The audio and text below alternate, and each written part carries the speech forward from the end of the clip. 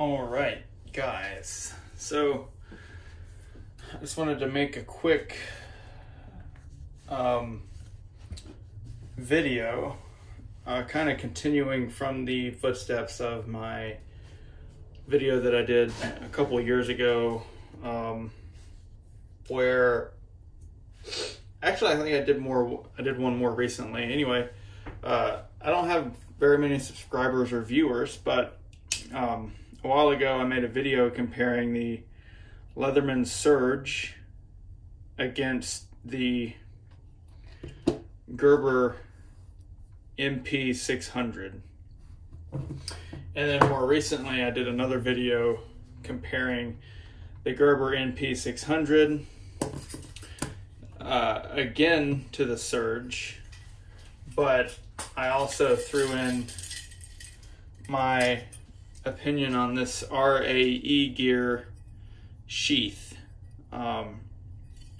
which I still use every day, and it's held up quite nice. Which, by the way, as a follow-up to this sheath, kind of like, I guess like a 6 or 8 month review. I don't know, maybe it's been a year since I got this. I guess it has. I lose track of time. Anyway, bear with me here.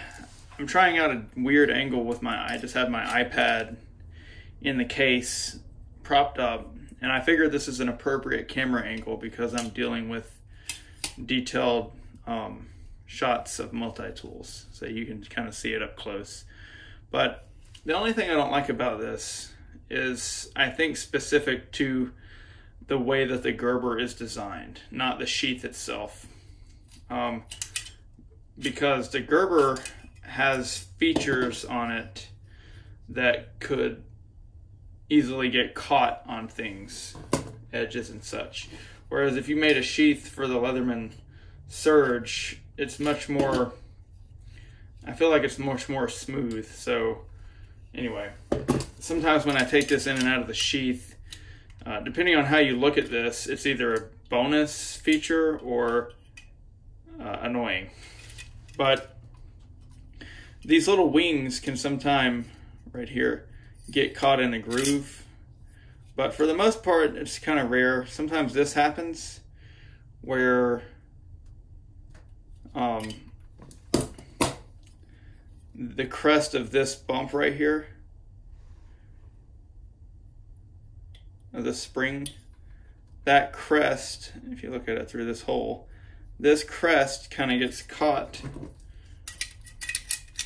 right there on that rivet.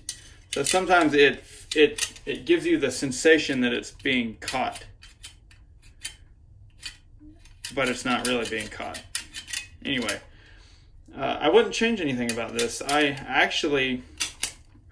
took these pliers and I bent this was flat, and I bent this down so that I could get my finger in there, push that down, get my finger in there, and then push this back and slide this out.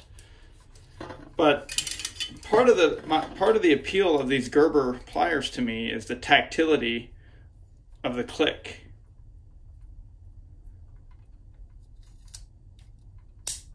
That click is just so satisfying to me. You can just drop them open.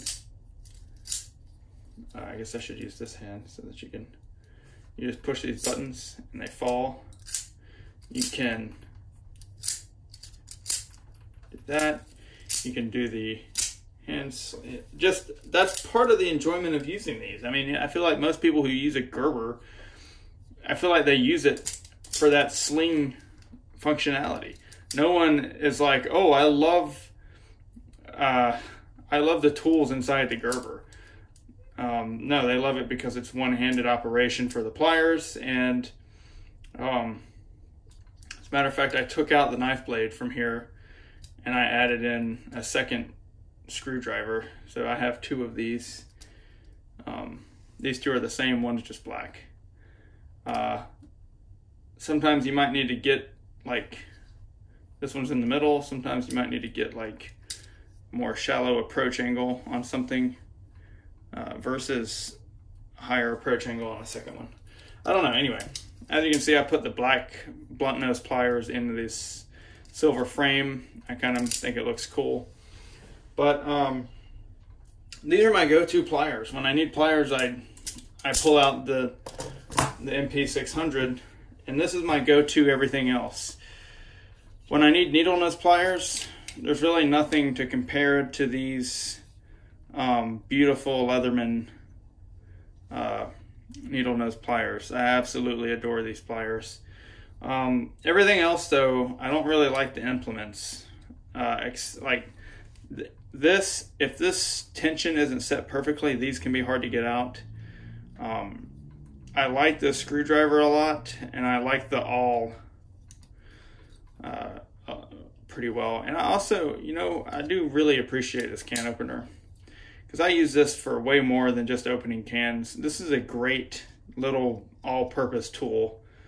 The screwdriver kind of pisses me off, because if I want to get any kind of productive work done, I end up always reaching for this, the bit exchanger, or adapter, whatever you want to call it. So I almost always, this 2D bit that is actually it ends up being a pretty good fit for most sizes of Phillips head that I encounter. But a lot of the times what I end up doing is, instead of putting this in here, the knurling on this is pretty nice. I will actually put this in my drill, and I will actually use this as a finger driver. Sometimes I have something that I'm taking apart, and I will actually use this to do so. I have this little stubby multi-driver, and sometimes I will put that in here, like so. And now I have a normal screwdriver, and then sometimes you can put these bits in here, and now you have a normal screwdriver with a handle. Or if you need another screwdriver attachment other than what Leatherman gives you, you can put that in there and use it in the tool if you don't have a screwdriver. So this ends up being a great tool, removed from the Leatherman Surge itself. But I find myself really feeling, in order to feel confident, I end up having to carry this with me everywhere I go, because this is just really annoying. This stubby screwdriver, I understand the versatility is traded off instead of having the reach, but whatever. The Gerber's no better. The Gerber has this, it's a full 3D Phillips, but I mean, they're pretty much the same usefulness. The Leatherman's a little bit longer, but I mean, let's be honest, this one's more slender, so you're going to be able to get more places with this potentially than you are with this.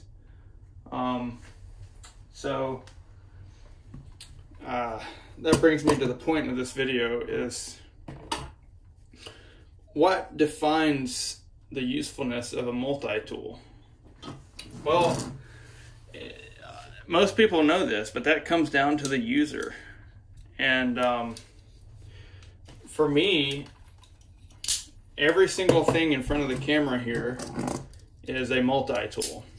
So I have the MP600. I have the Leatherman Surge right here. I have the Leatherman Raptors, the shears. These are pretty cool. I don't really carry them with me anymore. And I have an iPhone XS Max.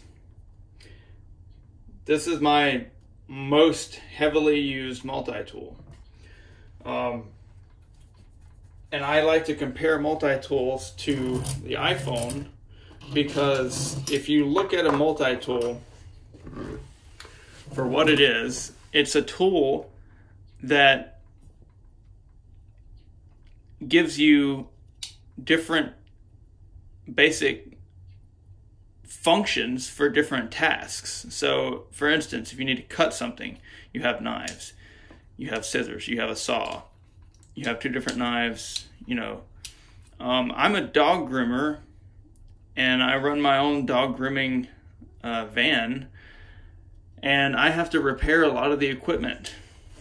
So for example, we have clippers, and you have a blade that attaches to the clippers and is driven by a blade drive. So this blade drive connects to the motor shaft bearing, and this is a buffer between the mechanical feedback of the blade moving back and forth and the motor. So this gives you a replaceable part that can bear the wear and tear of the blade without the motor bearing needing to be replaced or the motor shaft needing to be replaced. So you replace these cheap little things and it keeps your clippers working new. So a lot of these screws, I have to take a lot of this stuff off to get to the bearings.